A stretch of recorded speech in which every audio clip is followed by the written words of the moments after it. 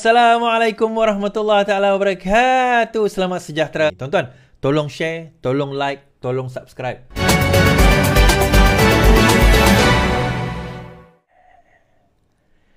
Hadi sekali lagi dipanggil ke Bukit Aman. Presiden PAS Abdul Hadi Awang sekali ini dipanggil memberi keterangan di Ibu Pejabat Polis Diraja Malaysia Bukit Aman di Kuala Lumpur.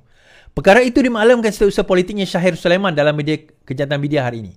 Anggota Parlimen Baca itu berkata pihaknya dihubungi pihak Bukit Aman untuk mendapat keterangan daripada Abdul Hadi berhubung suatu laporan polis terhadap ucapannya dalam kempen pilihan raya kecil di Simpang Jeram, Johor. Perkara ini telah dimaklumkan oleh Tan Sri Tuan Guru Hadi yang beliau menyatakan kesediaan untuk memberi kerjasama. Malam sebelum ini Tan Sri Tuan Guru telah pun memberi keterangan kepada Bukit Aman termasuk menyerahkan telefon bimbit milik pengendali akaun Facebook rasmi beliau kepada Bukit Aman dan SKMM bagi membantu siasatan. Syahir ketika dihubungi Malaysia kini berkata dia tidak pasti Abdul Hadi dipanggil memberi keterangan berkenaan isu yang mana disebut Presiden PAS itu. Namun dia percayai Abdul Hadi panggil polis susulan ucapan yang dibuat dalam ceramah Perdana PN di Johor di markas PAS di Bakri Muar. Dalam ceramah itu, anggota Parlimen Parang dilaporkan menyentuh bidang kuasa lembaga pengampunan dengan mendakwa cara negara ini memberi pengampunan tidak sesuai dengan ajaran Islam.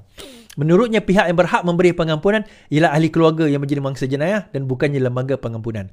Malah dia menegaskan undang-undang Islam dilaksanakan untuk mendidik dan bukan menyiksa. Justru menurut bekas Duta Khas PAS mahu peruntukan undang-undang yang ada ditukar kepada peraturan Islam. Untuk rekod sebelum ini, Hadi pernah dipanggil memberi keterangan susulan kenyataan didakwa berbau perkauman mengenai rasuah. Sementara itu, Syahir berkata Abdul Hadi menaruh kepercayaan terhadap profesional pihak PRRM. Tuan-tuan, akta hasutan kali ini dipanggil. Saya dah sebut tadi berkenaan dengan perkara tersebut. Bagaimana sebenarnya dalam hal ini Hadi diminta untuk memberi keterangan. Berkemungkinan, Syahir pun tak pasti. Tapi berkemungkinan berkenaan dengan kenyataan tersebut. Kenapa? Ini saya dah cakap malam tadi. Saya ulang sedikit lagi. Dia kata bahawa undang-undang itu tidak bercanggah dengan Islam dan sebagainya, tak betul dan sebagainya, benda-benda macam itulah. Bukanlah, tidak menepati Islam dan sebagainya. Saya dah kata itu adalah bidang kuasa Sultan dan juga Agong dan juga TYT. Itu yang pertama. Kedua, dia termaktub di dalam perlembagaan Malaysia. So, bila menyentuh tentang kuasa dan perlembagaan Malaysia, maka daripada situ seolah-olah kita telah pun orang kata macam mana nak kata ialah in a way kita telah jeopardize tapi kita telah undermine, telah merendahkan perlembagaan negara kita.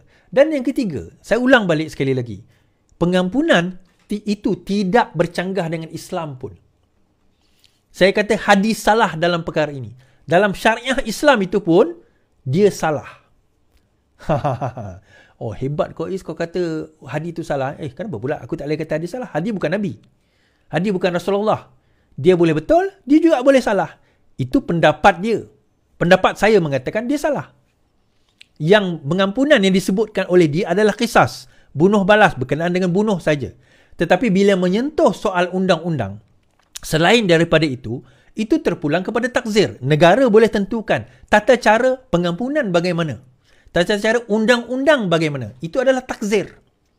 Itu tak boleh nak dinafikan dengan perkara tersebut. Tuan-tuan sendiri, yang mana 10,000, 11,000 yang menonton saya sekarang ini, pun faham perkara ini, benda asas ini. Tetapi kenapa dia tak faham? Dia bukan tak faham, tuan-tuan. Dia faham, dia tahu. Dia tahu, dia belajar tentang syariah ni, tuan-tuan. Degree dia dalam syariah kalau tersilap saya lah. Dia faham, dia tahu.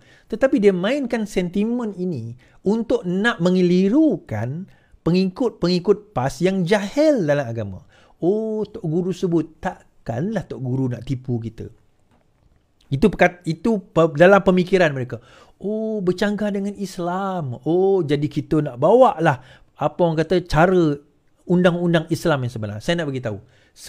Saya boleh kata 80-90% perkara di dalam undang-undang tu tidak ada yang bercanggah dengan Islam. 99% lah saya boleh jamin tidak ada bercanggah dengan Islam. Kan? Ataupun saya boleh kata ada. Ya, tidak ada. 100% lah. 99 mungkin lah. Kena letak doubt sikit tu. 99% tak ada bercanggah dengan Islam, tuan-tuan. Siapa nak berdebat dengan saya isu ni? Jom kita berdebat. Saya kata 99% undang-undang di dalam negara kita ini, terutama dalam undang-undang jenayah, tidak ada bercanggah dengan Islam. Cuma adakah dia sempurna? Belum lagi. Ada benda yang kita boleh tambah dan perbaiki. Of course, ini undang-undang manusia. Tidak ada undang-undang yang sempurna. Kita boleh perbaiki, kita boleh tambah, kita boleh perbetulkan mana yang patut dibetulkan. Tetapi untuk mengata kita nak ambil semua dan campak di luar tingkap kerana bercanggah dengan Islam, itu satu konotasi yang sangat tidak betul. Dan ini pendirian kami daripada sejak dulu lagi. Bila kita bercakap soal reform, bila kita bercakap soal memperbaiki sistem, kita bercakap soal apa tuan-tuan? Soal tata kelola yang tidak betul. Soal undang-undang yang sebenarnya menindas. Itu yang kita bicarakan. Sebab tu saya kata 99%. Adalah 1% tu yang kita tak setuju. Ada 1% yang kita rasa menindas. Ada. Yang ini yang kita nak perbaiki. Dan kita nak tambah baik lagi. Itu yang kita nak buat. Tetapi bagi mereka tak. Oh, pelbagai ini kafir. Buang. Undang-undang ini tidak kafir. Buang. Itu satu cara pandangan sudut Islam yang salah. Baik tuan-tuan. Terima kasih. 10,000